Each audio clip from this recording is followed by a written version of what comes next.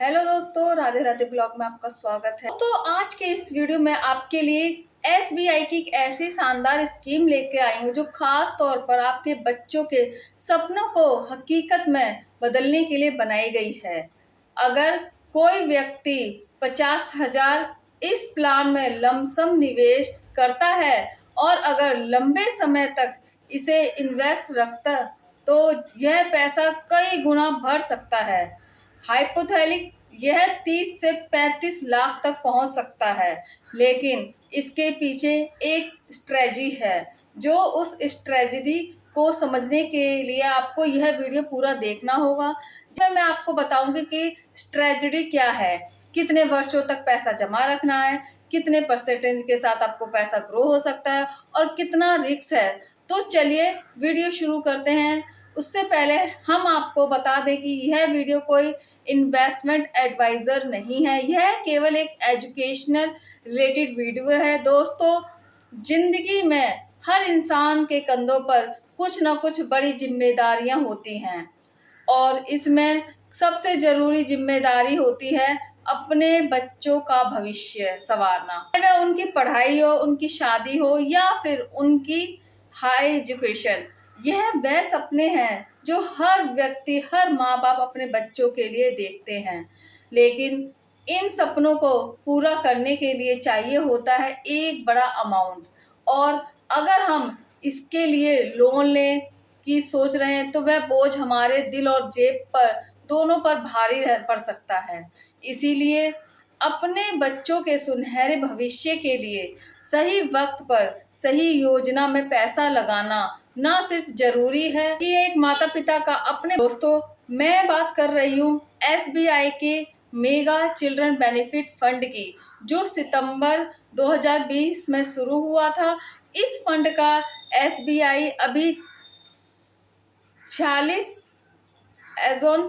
चल रहा है। एसबीआई म्यूचुअल फंड के यूनिट प्राइस को कहते हैं। अभी इसका एयू यानी कि टोटल जमा पैसा 6 सितंबर 2025 तक 434 करोड़ तक पहुंच चुका है। मतलब निवेशकों ने इसमें खूब भरोसा दिखाया है। अगर इसके डायरेक्ट प्लान के एक्सपेंस रेशियो की बात करें तो वह 0.84%, जो पहले हुआ करता था 0.8.7% था, लेकिन अब थोड़ा कम हुआ है, जो अच्छी बात है। अब यह एक्सपेंस रेशियो क्या होता है? सिंपल है, यह वह फीस है जो फंड मैनेजर को हमारे पैसे संभालने के लिए दी जाती है। इस चाइल्ड प्लान में 5 साल का लॉक इन पीरियड होता है। इस अवधि के दौरान निवेशक अपना पैसा नहीं निकाल सकते। केवल कुछ विशेष परिस्थितियों जैसे निवेश की मृत्यु या अन्य प्रमाणिक आपात स्थिति में जरूरी दस्तावेज जमा करके पैसा निकाला जा सकता है। अब अगर 5 साल का लॉक इन पीरियड पूरा होने के बाद पैसा निकालना चाहते हो तो एग्जिट लोड इस तरह लगेगा। अगर लॉक इन खत्म होने के 0 से 365 दिन मतलब 1 साल के अंदर पैसा निकालते हैं तो 3% पेनल्टी लगती। और अगर लॉक इन पीरियड खत्म होने के 1 साल से पहले 2 साल के बीच में पैसा निकालते हैं तो 2% की पेनल्टी लगेगी।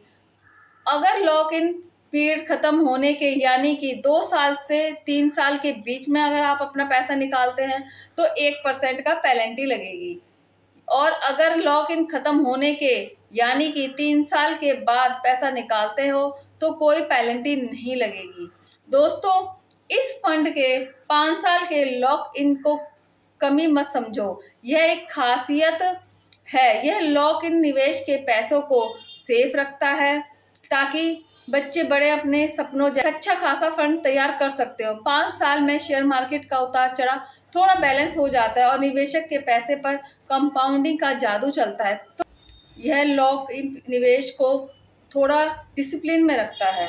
और दूसरी बात, यह फंड एक अग्रेसिव हाइब्रिड फंड है, इसीलिए यह फंड वेरी हाई रिस्क की कैटेगरी में आता है और इसीलिए 5 साल का लॉक इन फंड को एक बड़ा एडवांटेज देता है। एसआईपी शुरू करने के लिए मिनिमम निवेश 500 रुपये चाहिए और लमसम में मिनिमम 5,000। इस स्कीम में मैक्सिमम इन्वेस्ट की कोई सीमा नहीं है। अगर हम इसके फंड मैनेजर की बात करें तो 2020 से मिस्टर रमाया श्रीनिवासन और 2023 से मिस्टर राजीव राधाकृष्णन इस फंड को संभाल रहे हैं।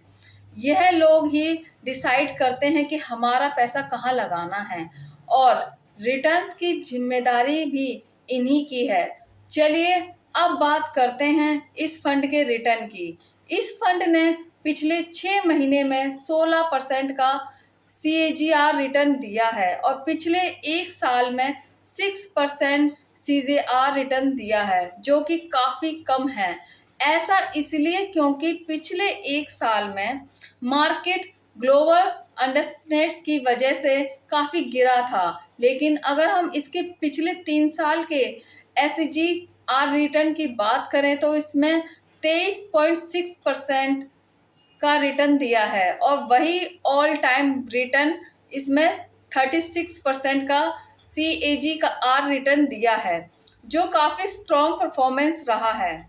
इस म्यूचुअल फंड के पोर्टफोलियो में 35 स्टॉक्स हैं, जिनमें Muthoot Fincorp, review energy, state bank of India, less trust technology, HDFC banking, Privi specialist, chemical limiteds जैसी टॉप कंपनियां शामिल हैं। आइए अब टॉपिक पर वापस लौटते हैं और कैलकुलेट करके देखते हैं कि कितना जमा करने पर कितना हो सकता है। इस स्कीम में 10 साल के लिए लंबा इन्वेस्ट करते हैं और जैसे कि मैंने आपको बताया, पहले ही बताया कि इस फंड में पिछले 3 साल में 23% का रिटर्न दिया है, लेकिन हम आने वाले सालों के लिए यहाँ पर एक्सपेक्ट रिटर्न 13% ही मान के चलते हैं। आगे की कैलकुलेशन करने से पहले डिस्क्लेमर देखना चाहूँगी कि पास्ट रिटर्न फ्यूचर रिटर्न की गारंटी नहीं देता और म्यूचुअल फंड बाजार जोखिमों के अधीन होते हैं। आइए अब टॉपिक पर वापस लौटते हैं। तो हम आने वाले सालों के लिए एक्सपेक्टेड रिटर्न 13% मान के चलते हैं। तो यहाँ पर 10 साल के बाद जो रिटर्न मिलेगा वह होगा आपका 11,09,728 का, और अगर 50,000 इन्वेस्ट करते हैं तो इसमें मिलाकर 10 साल के बाद जो पैसा वह मिलेगा 16,09,728 रुपये हो जाते हैं। इसी तरह अगर हम 20 साल के निवेश करते हैं तो 13% सालाना रिटर्न के आधार पर 52,06,154 का रिटर्न मिलेगा। इसमें इन्वेस्टमेंट जो कि 50,000 जोड़ने पर कुल राशि 57,06,154। अब आप कहेंगे कि 30 साल का इंतजार बहुत होता है, लेकिन शादी तो 22 साल के बाद ही करनी है, तो इसके लिए निवेशकों को बड़ा निवेश करना होगा, जैसे कि 1 लाख रुपए, 2 लाख रुपए आदि, और इसका कैलकुलेशन आप खुद से कर सकते हो। यह कैलकुलेशन कंपाउंडिंग इंटरेस्ट के आधार पर की गई है, जिसमें रिटर्न हर साल आपके निवेश पर जुड़ता जाता है।